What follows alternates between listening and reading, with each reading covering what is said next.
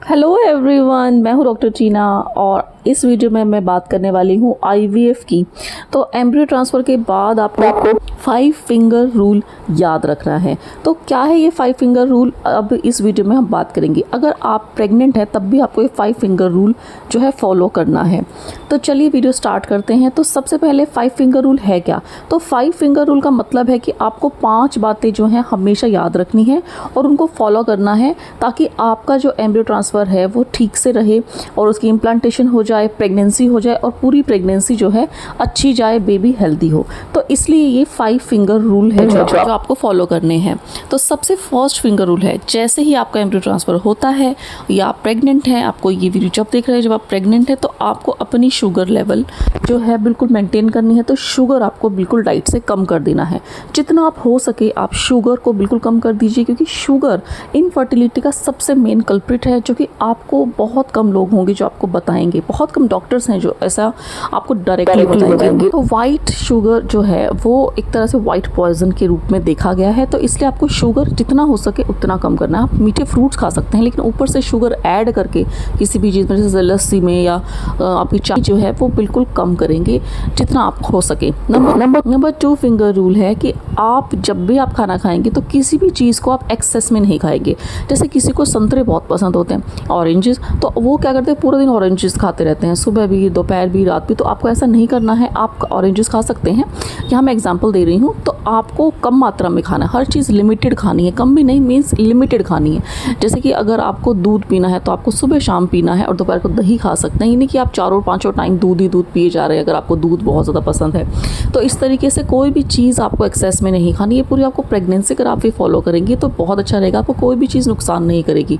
इसमें आप वो चीज़ें भी खा पाओगे जो कि आपको नहीं खानी होती, जैसे गर्म ताज़ी की चीज़ें जो हैं वो अवॉइड करने के लिए शुरू में बोला जाता है। तो आप वो भी खा सकते हैं अगर आप उसकी क्वांटिटी जो है कम रखते हैं।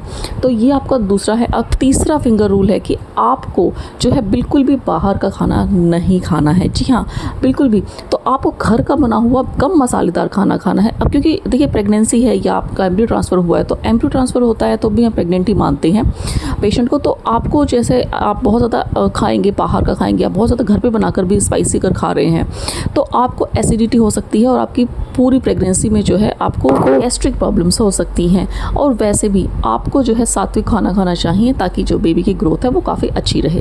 अब बात करते हैं नंबर 4 फिंगर रूल की। आपको हमेशा अपनी दवाइयाँ और इंजेक्शंस, अगर आपको लग रहे हैं, दवाइयाँ अपने टाइम पे लेनी है। दवाइयाँ, इंजेक्शन सब टाइम से लेने हैं। अगर आपको वेजाइनल टैबलेट या कैप्सूल दिया गया है तो आपको वो बिल्कुल टाइम से रखना होता है।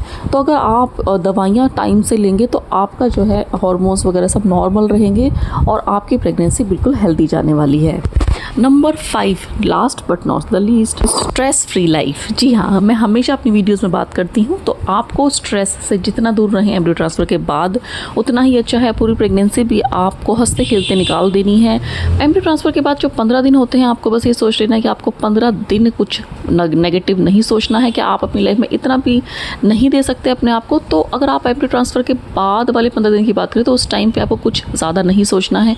अपनी लाइफ को एंजॉय करने की कोशिश करनी है। थोड़ा सा मुश्किल हो सकता है ये, लेकिन आप एंजॉय करेंगे तो आपके अंदर अच्छे हार्मोन्स निकलेंगे और आपके जो बेबी की ग्रोथ है वो अच्छी होगी, आपकी प्रेगनेंसी हेल्दी रहेगी। अगर आप प्रेग्नेंट हैं तब तो आपको बिल्कुल भी स्ट्रेस नहीं लेना है, क्योंकि प्रेगनेंसी कंफर्म होने के बाद भी लोग बहुत ज़्यादा टेंशन ले लेते हैं। तो अगर चाहे कुछ भी प्रेगनेंसी में अगर थोड़ी बहुत दिक्कत भी है या आपको ब्लीडिंग हो गई है, तब भी आपको जो है स्ट्रेस फ्री रहने की कोशिश करनी है। इसके लिए आप डीप ब्रीथिंग कर सकते हैं, मेडिटेशन कर सकते हैं, म्यूज़िक सुन सकते हैं, कॉमेडी मूवीज़ देख सकते हैं। आप अपनी जो ड्राइंग वगैरह अगर आपको हैबिट है, आर्ट एंड क्राफ्ट में हैबिट है, तो आपको उनको आप फॉलो कर सकते हैं। आपको अगर स्टिचिंग वगैरह का शौक़ है या आपको पेंटिंग का है, तो आप ये सब अपनी जो हैबिट्स हैं उनको आप अपने लाइफ में शामिल कर सकते हैं, दोबारा से स्टार्ट कर सकते हैं।